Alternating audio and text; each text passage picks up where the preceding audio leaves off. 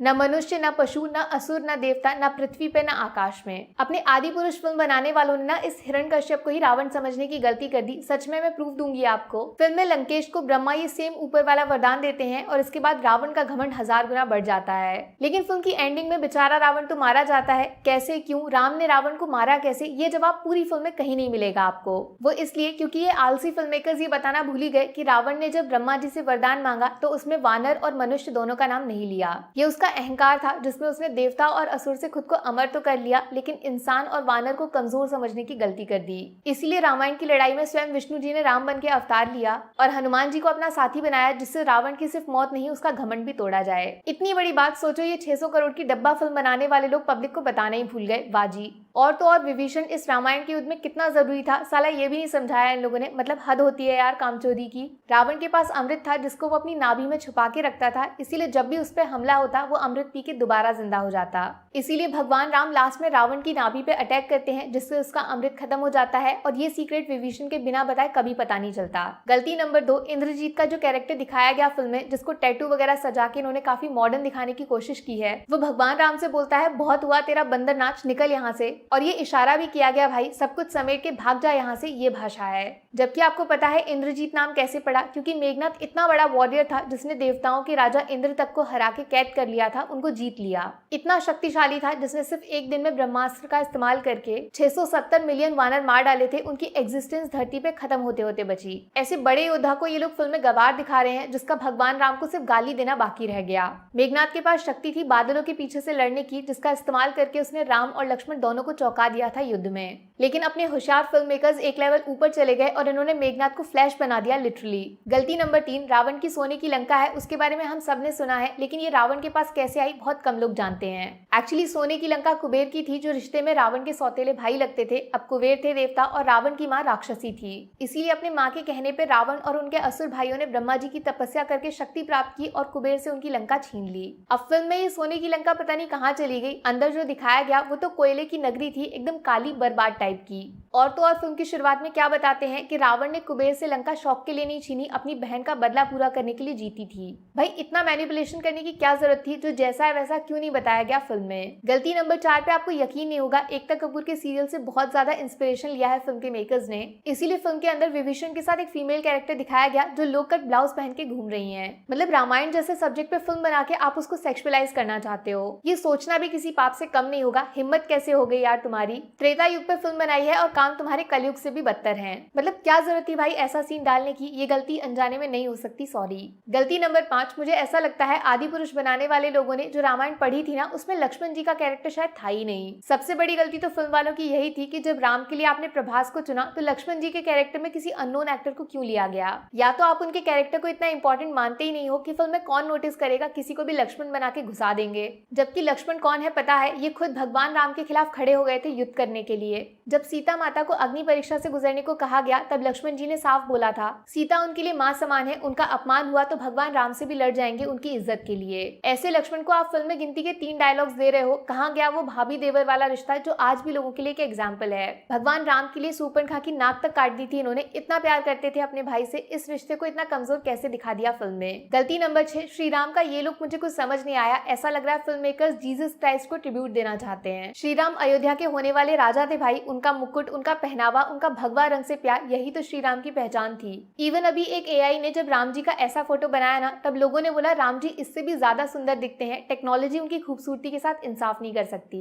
भाई मुझे नहीं लगता इससे घटिया, गंदा और बकवास आज तक किसी फिल्म मेकर ने श्री राम के लुक को दिखाया होगा और ना कोई दिखा पाएगा। गलती नंबर 7, रामायण का जो युद्ध लड़ा गया वो गुड वर्सेस इविल का मैसेज देने के लिए था। बुराई चाहे जितनी ताकतवर हो, अच्छाई के सामने घुटने टेक देगी। लेकिन आदि पुरुष की एंडिंग ऐसा लगता है एवेंजर्स एंड गेम फिल्म की सस्ती कॉपी बनाने की कोशिश है बस। मतलब सोचो 40 मिनट की लड़ाई जिसमें एक कार्टून दूसरे कार्टून से लड़े जा रहा है बस। अबे कितना इंपॉर्टेंट है वो सीन, ये फिल्म बनाने वाले समझ ही नहीं पाए। यहीं से निकलती है गलती नंबर 8, राम और रावण को आपस में ऐसे लड़ा रहे हैं जैसे सड़क पे लोग प्रॉपर्टी के लिए नहीं लड़ने लग जाते हैं। भाई एक तरफ खुद भगवान श्री राम है जिनके किस्से जब तक दुनिया है लोगों के दिमाग में रहेंगे, तो दूसरी तरफ ब्राह्मण राजा रावण जो सबसे बड़ा शिव भक्त था, सबसे विद्वान और अमीर राजा जिसे घमंड था नंबर 1 होने का। और सोचो भगवान राम को पीटा पीटा जा रहा है, लिटरली लात घूंसे सब कुछ मारा जा रहा है, जिससे वो हवा में उड़ के इधर उधर जमीन पे गिरते हैं। मतलब इससे वाहियात रामायण के युद्ध का डिस्क्रिप्शन कोई दूसरा नहीं हो सकता।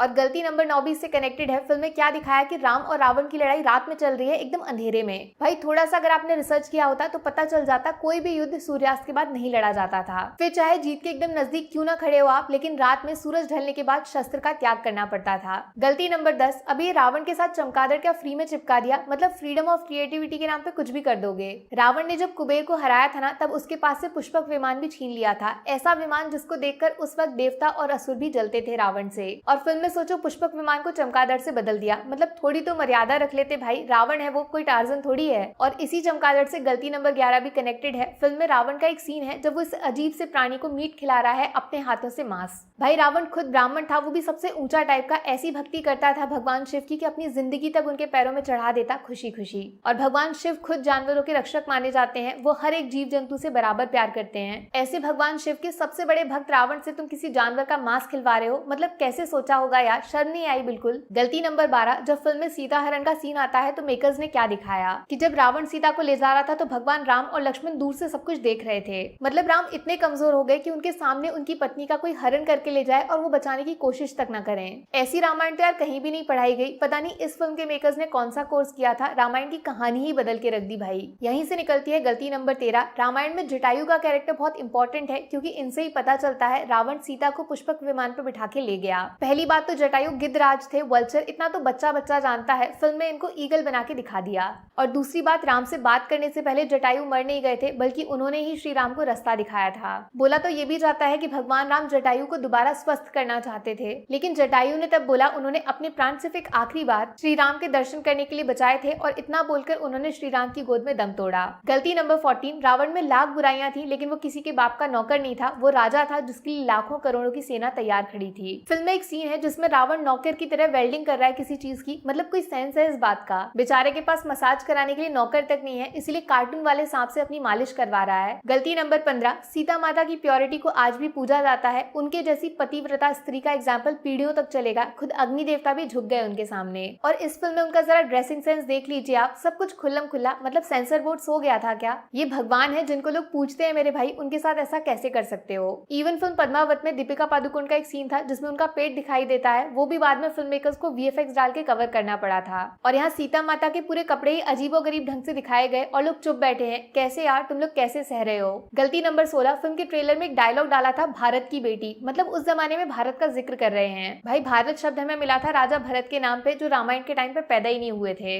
आपको पता है इसी बिना सर पैर के डायलॉग की वजह से फिल्म को नेपाल में बैन तक कर दिया गया। काश इंडिया में भी हो जाता तो आज मैं और आप अपना सर नहीं फोड़ रहे होते। गलती नंबर 17 है श्री राम का गुस्सा। टीजर के टाइम से ही लोगों ने इस कमजोरी को पकड़ लिया था, प्रभास हर सीन में सिर्फ गुस्से का इस्तेमाल करते हैं, और इस गुस्से को थोड़ा सा छिपाने के लिए बाद में फिल्म मेकर्स ने जबरदस्ती स्क्रीन को काला भी कर दिया। थोड़ा डार्क रहेगा तो प्रभास का गुस्सा कम दिखेगा। भगवान राम मर्यादा पुरुषोत्तम है, उनको गुस्सा नहीं आता भाई, वो सिर्फ दुष्टों को सजा देते हैं। उनके लिए वो इतने जरूरी नहीं कि अपने चेहरे की हंसी गायब कर दें, जबकि इस फिल्म में एक सीन ऐसा नहीं जिसमें प्रभास के चेहरे पे हंसी आई होगी। और यहीं से गलती नंबर 18 है, फिल्म बनाने वाले लोगों की नाम बड़े दर्शन छोटे। प्रभास का स्टारडम बाहुबली के बाद अचानक से जो बढ़ा, उसके लालच में इन लोगों ने प्रभास को श्रीराम तो बना दिया, लेकिन अगर एक बार ऑडिशन कर लिया होता तो आज फिल्म में श्रीराम कोई और ही दूसरा एक्टर प्ले करता। पैसे के लालच में आपने रामायण के इमोशंस और मैसेज को नजरअंदाज कर दिया, इसीलिए पब्लिक ने आपकी फिल्म को इग्नोर मार दिया, सिंपल। गलती नंबर 19 है, रावण के 10 सर जो असलियत में उसकी सबसे बड़ी ताकत थे, लेकिन फिल्म में इनके पीछे इतना घटिया स्पेशल इफेक्ट है जिससे ये मजाक बन के रह गए।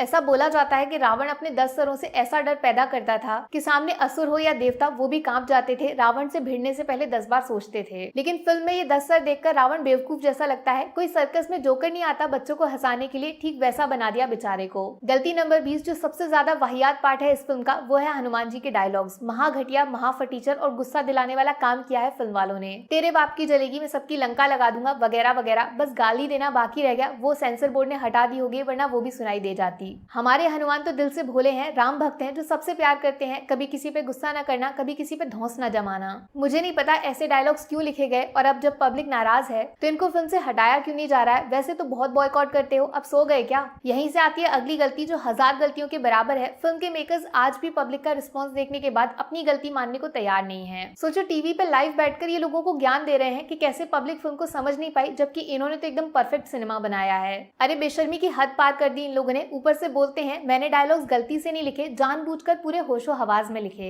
इसको बोलते हैं एक तो गलती, ऊपर से सीना जोरी। ये फिल्म बनाने वाले लोगों को ना फिल्म लाइन छोड़कर राजनीति में चले जाना चाहिए, वहां तुम लोग खूब तरक्की करोगे। और फाइनली सबसे बड़ी गलती जो फिर से 1000 गलतियों के बराबर साबित होगी, इस फिल्म को बनाने वाले डायरेक्टर ओम राउत का विजन। कोई भी फिल्म जब स्क्रीन पे आती है तो उससे पहले किसी डायरेक्टर के दिमाग में तैयार की जाती है। ओम राउत ने रामायण को इस तरह कैसे इमेजिन कर लिया, जवाब देना पड़ेगा। ये सब आपने जानबूझकर किया, बात माननी पड़ेगी, फिल्म अपने आप नहीं बन गई। 600-700 करोड़ का जो लॉलीपॉप पकड़ाया पब्लिक को, जिस वजह से लोग भाग के गए थे थिएटर अपने रामायण को एक नया जन्म लेते हुए देखने, उनकी श्रद्धा के साथ जो चीटिंग की गई है, बेईमानी, इसका हर्जाना फिल्म वालों से पूरा वसूल किया जाना चाहिए। आज अभी इसी वक्त मैं आप सबसे रिक्वेस्ट करती हूँ, हम लोग क्यों ना ट्विटर पे #रिफंड आदि पुरुष ट्रेंड करवा के अपने टिकट का पैसा वापस मांगते हैं। जिस तरीके से इन लोगों ने रामायण के साथ खिलवाड़ किया है, उसके बदले में एक पैसा भी अगर ये लोग कमा रहे हैं तो वो रामायण की सबसे बड़ी हार है। इसके आगे मैं कुछ और नहीं बोलना चाहूंगी, पब्लिक खुद समझदार है, अपना फैसला जरूर सुनाएगी। आगे इस तरह से हमारे भगवान से खिलवाड़ ना किया जाए, रास्ता ढूंढो। बाकी वीडियो में कुछ पसंद आया हो या फिर कुछ शिकायत करनी हो तो मैं आपको इंस्टाग्राम पे भी मिल जाऊंगी, वरना थोड़ा सा इंतजार करिए, मिलूंगी आपसे अगले वीडियो में। Take care.